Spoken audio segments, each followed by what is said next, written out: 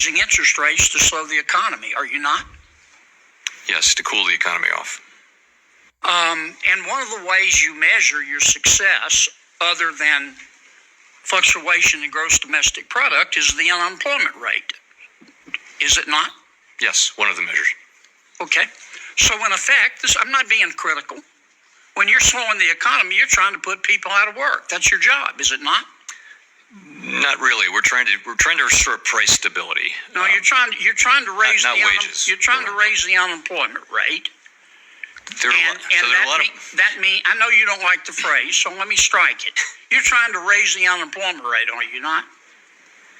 No, we're not trying to raise it. We're trying to realign supply and demand, which could happen through a bunch of channels, like, for example, just job openings. All right, let me put it another way, okay?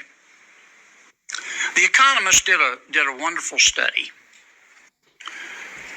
They looked at 10 disinflationary periods in America going all the way back to the 1950s. Disinflation is what you're trying to do. It's a slowing in the rate of inflation. Am I right? Yes. In other words, prices don't go down, they just don't go up as fast. Deflation is when prices actually go down. You're trying to achieve disinflation, are you not? Yes, we are. Okay.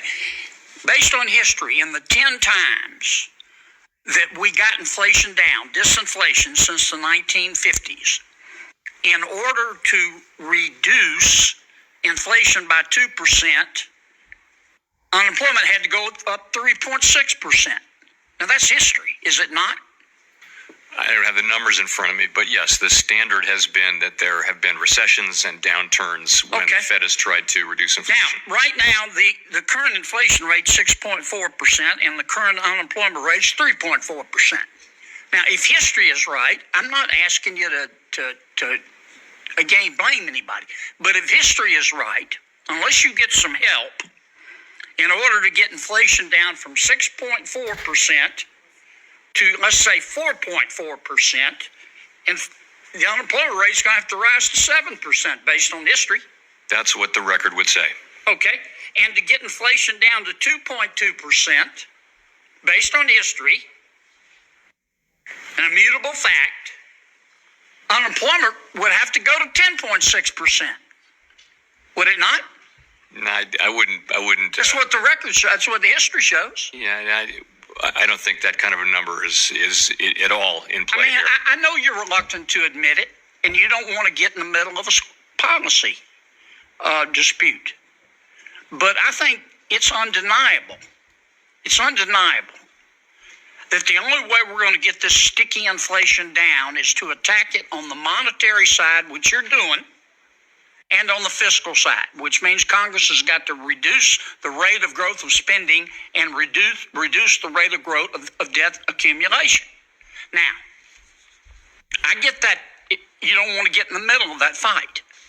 But the more we help on the fiscal side, the fewer people you're going to have to put out of work. Isn't that a fact? Please answer. It could work out that way. Okay. Sir? It could work out that way. All praises and glory to Yahweh Bahasham, Yahushai, Bahasham Ha Rakah Kudash, double honors unto our apostles and elders, which rule great millstone well, and Shalom to the hopeful elect of the nation of Israel. May you endure into the end. Shalom wa abababam. Alright, as you just heard, that was the Federal Reserve spokesman, the chairman, Jerome Powell. Alright, and as you heard him, it was pulled out of him like teeth being pulled out. But what they're doing is when they're saying they're bringing down inflation rates, they're causing the unemployment rate to go up. Okay, so that's fact. Alright, that's a historical fact that when interest rates are up, alright, to pull them down, they have to make the unemployment rate go up, which is prophesied. Alright, so it's going to put a lot of people out of work. Ecclesiastes chapter 12 verse 3. In the day when the keepers of the house shall tremble, And the strong men shall bow themselves, and the grinders cease, because they are few, and those that look out of the windows be darkened, and the doors shall be shut in the streets, when the sound of the grinding is low. And he shall rise up at the voice of the bird, and all the daughters of music shall be brought low. All right, that's what's happening. If people don't have money to, pay their rent, they're not going to have money to go to concerts. They're not going to have money to go eat out. They're not going to have money to do other things than pay bills. All right? So everyone's going to feel the effect of all this unemployment.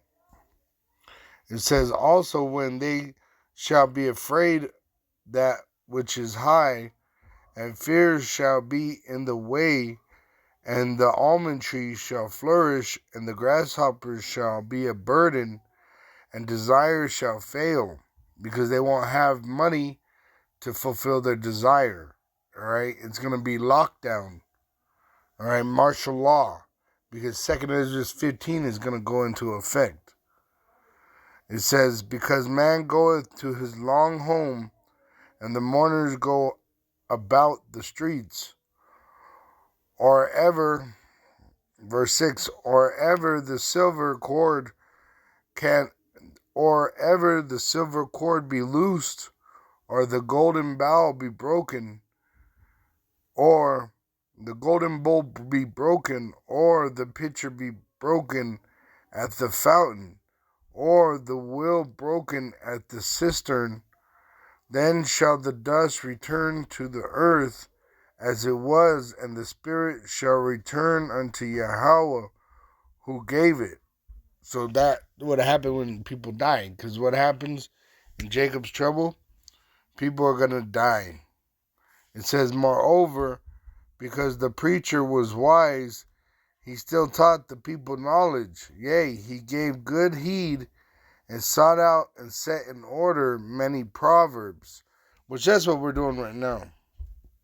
Right? We're pushing out the proverbs that were given to us by Yahweh Ba'asham Yahushai. Isaiah 14, verse 1, for Yahweh will have mercy on Jacob, and will yet choose Israel, and set them in their own land. And that's what's about to happen. The Lord and the angels are about to take the Israelites, the so-called Negroes, Latinos, and Native American Indians that are in the act of repentance, all right, that have been ordained to be saved. He's going to take them up into a so-called UFO, destroy America, and put those Israelites that he saves, changed into godlike bodies, and put them back on earth in the land of Israel. And set them in their own land. And the strangers shall be joined with them, which are the Israelites scattered throughout the world, and they shall cleave to the house of Jacob. So they're also going to be in repentance. It speaks of these Israelites being saved in Revelation 7. Verse 4 is dealing with the elect men, the 12,000 out of each of the 12 tribes of Israel. And then verse 9 speaks about the multitude that cannot be numbered that are going to be saved, that are Israelites scattered amongst the heathen, speaking and even looking like the heathen. It says,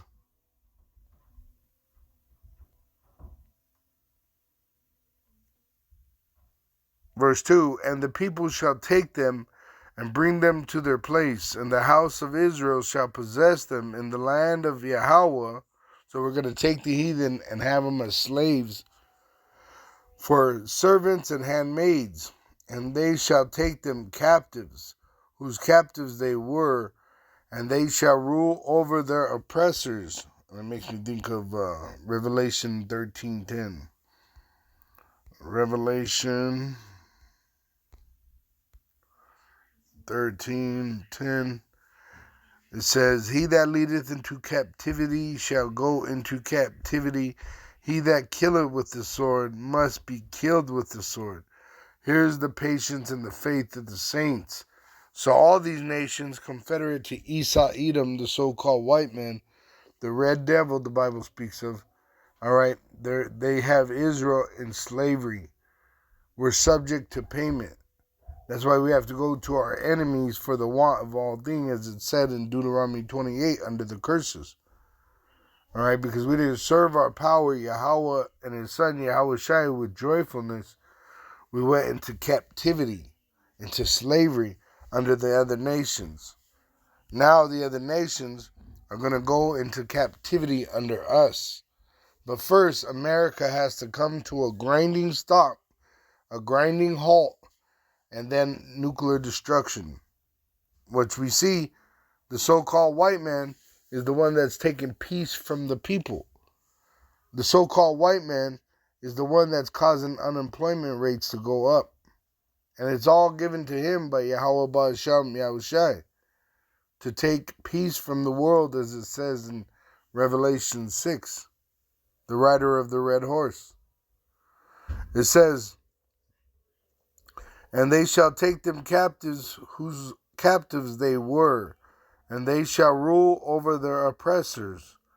And it shall come to pass in the day that Yahweh shall give thee rest from thy sorrow, and from thy fear, and from the hard bondage wherein thou was made to serve, that thou shalt take up this proverb against the king of Babylon. So we're taking up this proverb, this prophecy, towards the king of Babylon, dealing with the bankers, the Illuminati.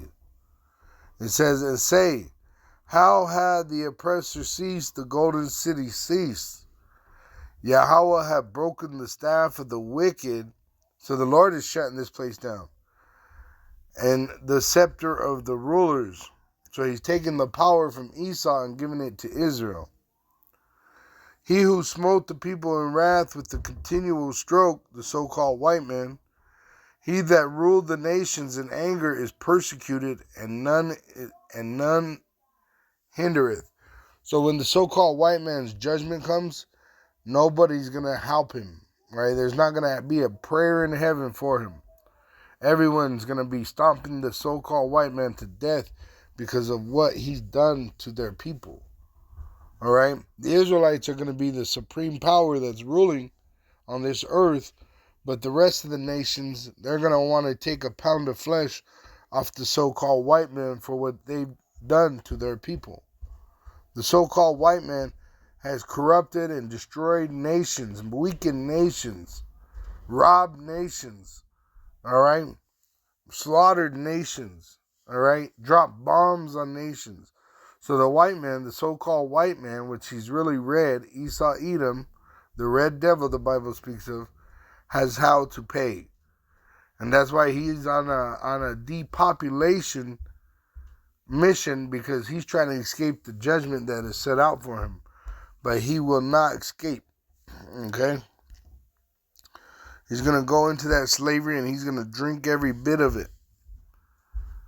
It says, going back to Ecclesiastes 12, verse 11, verse 10, the preacher sought to find out acceptable words, that which was written was upright, even words of truth. And these are words of truth that I'm reading to you, that when the unemployment rate goes up, all right, violence is going to go up. 2nd Ezra 15, verse 1, behold, speak thou in the ears of my people, which are the Israelites, the words of prophecy, which I will put in thy mouth, saith the Lord. So the Lord got the preacher, and he put the words, the prophecies, in the mouth of the prophet through his word, through the Bible, by the Holy Spirit.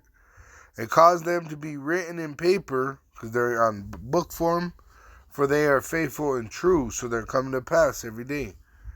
Fear not the imaginations against thee, because the devil, the so-called white man, wants to kill us, as it says in Psalms 83. Let not the incredulity of them trouble thee, which the unbelieving Israelites are in bed with the Edomites and the other nations to take us out, that speak against thee, which they want to persecute us. For all the unfaithful shall die in their unfaithfulness. Behold, saith the Lord, I will bring plagues upon the world, the sword, famine, death, and destruction. For wickedness hath exceedingly polluted the whole earth, and their hurtful works are fulfilled. All right, so the so-called white man has pretty much accomplished his job. Besides bringing out that device and making it mandatory for buying and selling the MOTB, the implantable microchip, also Jacob's trouble, where he's going to begin to slaughter you Israelites, so-called Negroes, Latinos, and Native American Indians, which is about to happen. Verse 10, behold, my people is led as a flock to the slaughter, which Jake is the last to know. All right, the so-called Negro, Latino, and Native American Indian, a lot of them don't even think racism exists because of the failing, educational system in America.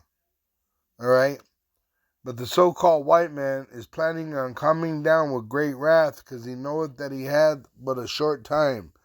And his wrath is going to be directed towards you so-called Negroes, Latinos, and Native American Indians, which have been scattered throughout the world in slavery.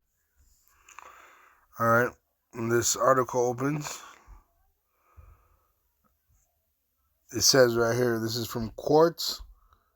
It says, interest rate hikes will hurt black Americans the most. All right, because it stops you from getting a loan. But at the same time, just like I played that video in the beginning, they're going to stop you from being able to work. That's how they bring down interest rates. All right. It says the U.S. Federal Reserve is set to hike interest rates this week, a decision partly backed by the strong recovery in the labor market, which is going to cause people to lose their jobs. It says since April 2020, and the unemployment rate has dropped nearly 11%, 11 percentage points to 3.8, causing the interest rates to go up. It says, and is now only slightly higher than before the pandemic, but the overall rate obscures the situation for black workers. The unemployment rate is 6.6, double that of white workers. See, so the unemployment is going to cause problems for you so-called Negroes, Latinos, and Native American Indians, which have been scattered throughout the world in slavery. Verse 10, behold, my people, which really he's talking about his elect, okay? But they're going to come after you so-called Negroes, Latinos, and Native American Indians, trying to get the elect of Israel. It says, is led as a flock to the slaughter. So they're planning to slaughter us. All right, but the Lord will not suffer it. It says, I will not suffer them now to dwell in the land of Egypt, which America is Egypt, a hard bondage.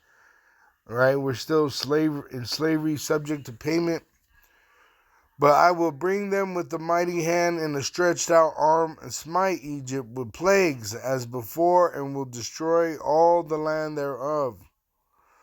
Now let me jump down to 14. Woe to the world and them that dwell therein, for the sword, the so-called white man, and their destruction draweth nigh.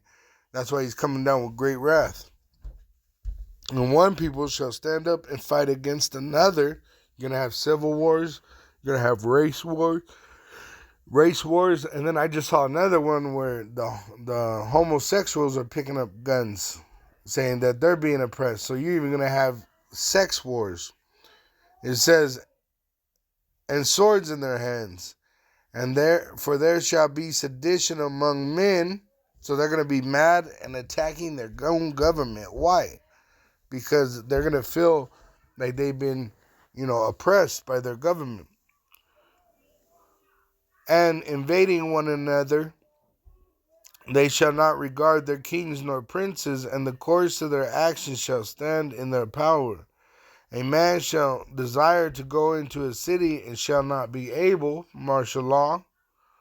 For because of their pride, the pride of the ruling class of the so-called white race, which they're called the Illuminati, for because of their pride, the cities shall be troubled, and the houses shall be destroyed, and men shall be afraid. A man shall have no pity upon his neighbor, but shall destroy their houses with the sword, and spoil their goods, because of the lack of bread and for great tribulation. So that's what the so-called white man is bringing upon the people, upon the earth. All right, they're the wicked, and they know that they have but a short time to rule, so they're going to come down with wrath. Okay, and part of that wrath is bringing you to your knees by taking away your ability to buy or sell, so that they could introduce a new form of slavery pertaining to that microchip. It says in verse 11, the words of the wise, Ecclesiastes 12, verse 11, the words of the wise are as golds, and as nails fastened by the masters of assemblies, which are given from one shepherd. All right, that one shepherd is by Yahweh Ba'asham Yahushai, Ba'asham Ha-Rakah Kodash. So Yahweh gave this to Yahushai. Yahushai gave it to us, right, by the apostles and elders and now the prophets that are standing upon their feet prophesying. All right, it says, and further by these, my son, be admonished by making many books. There is no end, and much study is a weariness of the flesh. Right? So if you study, it's going to tire you out. But that's why you got to be focused, concentrated on the truth. All right? And not worried about all this other shit. Like studying how to make more money. Money is about to be obsolete, extinct. All right? So really, righteousness, seek his kingdom, Yahweh Ba'asham Yahushai's kingdom, and his righteousness, and all things shall be added unto you. Verse 12, and further, by these, my son, be admonished of making many books, there is no end, and much study is a weariness of the flesh. Let us hear the conclusion of the whole matter. Fear Yahweh and keep his commandments, for this is the whole duty of man. For Yahweh shall bring every work into judgment with every secret thing, whether it be good or whether it be evil. And that's what's about to happen. Everybody's about to get their judgment. All right? Isaiah 3, verse 11. It says, woe unto the wicked, it shall be ill with him. The wicked is the so-called white man. It's going to be bad for them. For the reward of his hand shall be given him. All right? So he's going to get ill because that's what he's done. It says in verse 8, for Jerusalem is ruined and Judah is fallen, because their tongue and their doings are against Yahweh to provoke the eyes of his glory. So that's why they're going to be destroyed here. The 2/3 that are with Esau, Edom, they are in bed with the heathen. They're going to die here with the heathen. The show of their countenance does witness against them, and they declare their sin as Sodom, which they took up the homosexual ways of the so-called white race. They hide it not. Woe unto their soul, for they have rewarded evil unto themselves. So the 2/3 and the heathen are going to receive evil. Verse 10, say ye to the righteous that it shall be well with him, for they shall eat the fruit of their doings. Which what we're doing is we're prophesying of our salvation being in Yahweh Ba'asham Yahushai. Revelation 10, verse 9. That if thou shalt confess with thy mouth the Lord Yahushai, and shalt believe in thine heart that Yahweh hath raised him from the dead, thou shalt be saved. So we shall eat this fruit, all right? While everybody else is getting their reward for their evil, the righteous shall reap the reward of salvation in Yahweh B'Shem Yahushai. Now, let's see. I'm going to just go up to the top because I didn't even get the top 2 verses, but since we read through the whole script, the whole chapter, I'm going to get the top 2. It says, remember now, Ecclesiastes 12, verse 1, remember now thy Creator in the days of thy youth, while the evil days come not, which right now we're in a form of peace right now. You're not really fighting for food or starving, right? Seek Yahweh Ba'asham Yahushai now, while the evil days come not, nor the years draw nigh, when thou shalt say, I have no pleasure in them, while the sun or the light or the moon or the stars be not darkened, nor clouds return after the rain. See? So while you have an opportunity, seek Yahweh Ba'asham Yahushai and repent.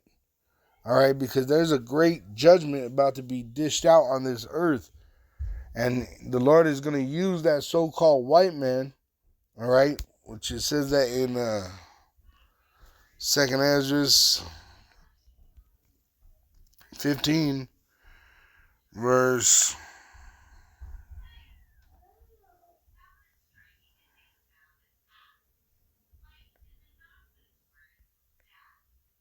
Right there, verse 15.